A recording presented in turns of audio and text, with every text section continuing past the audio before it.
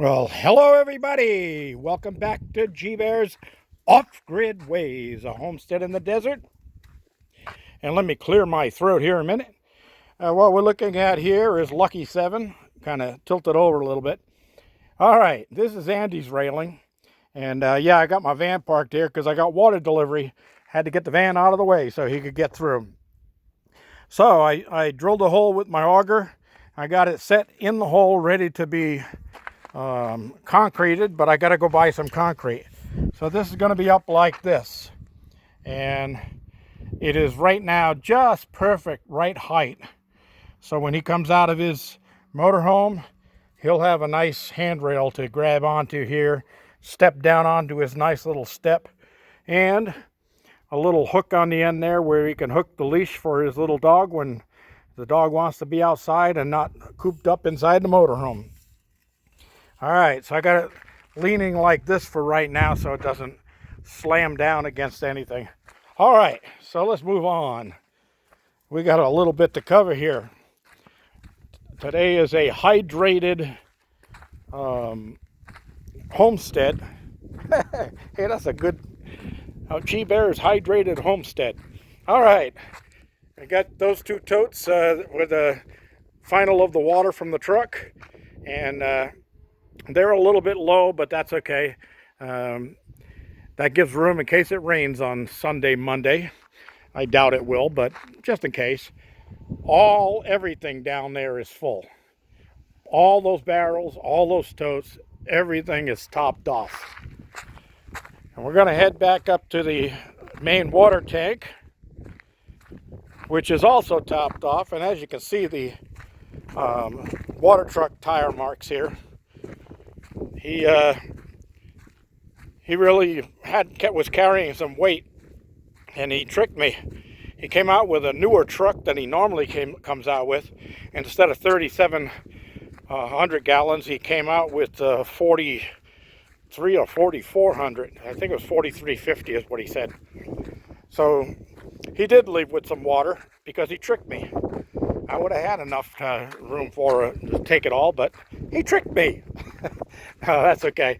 His name is Andy too, and Andy, the truck driver, is a great guy. I always tip him whenever he delivers me water. So here we are at the main water tank. Up the stairs, down the hall, and topped off right there to the top. 2,500 gallons in this tank right now. So yes, that makes me very happy. I bet you can't even take a chance at guessing how long my shower is going to be tonight.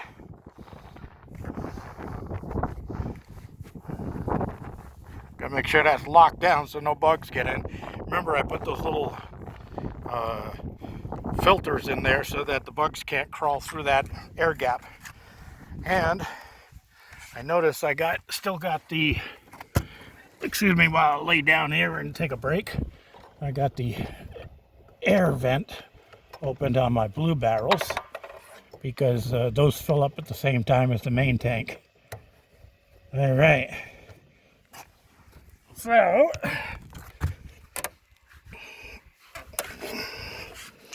all I have to do is get my flip-flop back on and move on down the stairs backwards.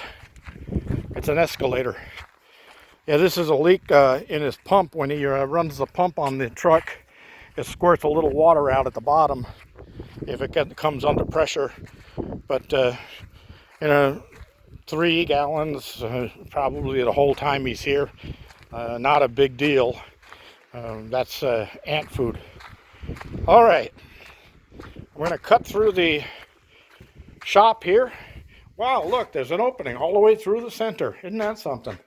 And we got blinds on both windows now. Yeah, closed off. No peeky. All right, so I was in here today and I decided to make Andy's handrail, and I brought out my oxyacetylene torches, and I gas welded that angle. That's why it looks so sharp on the top of it instead of bending it. Because the last one, when I tried to bend it, the pipe was rusted so badly from laying on the ground. The bottom part of the pipe had gotten dirt and sand and inside of it, and water got in there, and the sand held the water for a while. So one side of that pipe was really weakened.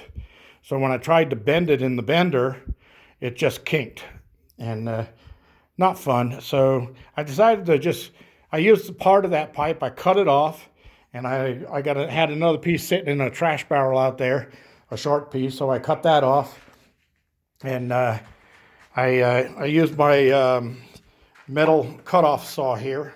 That's a big, powerful saw. I've got these big 12-inch blades on there, and yeah, that's actually, I think these are 14-inch blades. Yeah, these are 14s. So it's got 14-inch blades, and that goes through that metal like a hot knife through butter.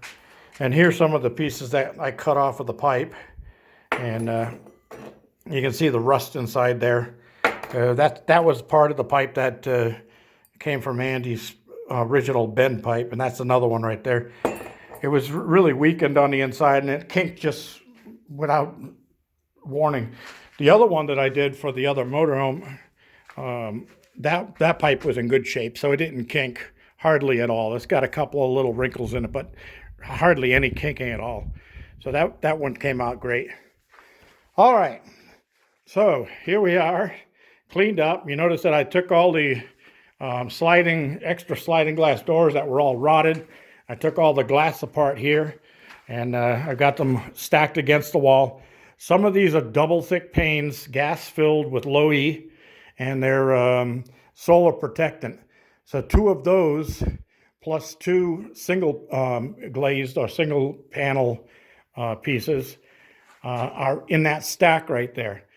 And what I think I'm going to end up doing with those is one of 2 things. I'm either going to be making myself a greenhouse to grow plants in the winter, because inside of that container I've got 2 more pieces of that glass, the single pane parts. So I could probably use those and these and build myself a nice greenhouse. And I've got a couple old shower doors there. I could use one of the shower doors as the door to go into the thing. Hey, it might work out. But then again, I was starting to think, boy, I sure like sitting out on this porch at night and looking at the stars. And I want to enclose it, but then I can't look at the stars. I'd have to come out into the Bugville and sit out here in Bugville and look at the stars. So what I'm thinking is, how about if I put some really nice big picture windows in this thing when I close it up? So I've got beautiful view to the outside out of 1, 2, 3, 4 sides of this thing. And then, because the wind blows across this way mostly, if I have this end and that end with the windows laying on their sides going elongated that way instead of up and down, then I could have those open up like flaps on the 2 ends. And then I'll screen the insides so that I can open those up on the nice warm summer nights and let the breeze blow through, but the bugs can't get in. Isn't that cool? But I'll have picture windows all the way around this thing, so I can look out at the stars whenever I want to, look out at the desert, look out at the mountains, look out at the traffic going down the freeway 30 miles away. What do I care? All right, so that's about it. I had to gather up my garden hose. I usually keep that over by the chicken feeder so I can fill their little pool, which they're all fighting to get into right now. And I got one of them that's been laying an egg a day, and the others aren't doing anything. But the 1 egg a day is a perfect egg every time. And I had 2 of them for breakfast this morning, just totally delicious. Just took another one out of the coop a second ago. On the other side, in the other nesting boxes, I've seen some really thin-shelled collapsed eggs. So only one of the chickens is laying good, hearty eggs. And I don't know which one it is, but I'll catch her. I'm gonna catch her. Anyway, that's the way things are going. And because they've been laying eggs, I've been treating them and making them happy. And tonight they're getting some fried hamburger patties. Bought some patties at Food for Less. They said they were seasoned patties. Most terrible beef patties I've ever seen in my life. There's no way to cook them without them falling apart. I mean, if you grill them, they fall apart. If you pan fry them, they fall apart. If you flat grill them on a flat grill, they fall apart.